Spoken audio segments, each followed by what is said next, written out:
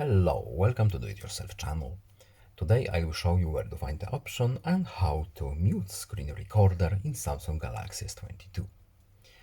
So, where to look for screen recorders options and how to mute the sound of this application.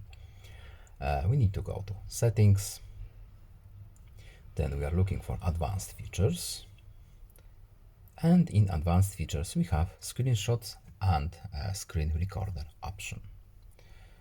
And screen recorder is here.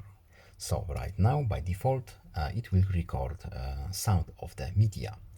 We can turn it off, and now our screen recorder will capture only video without the audio.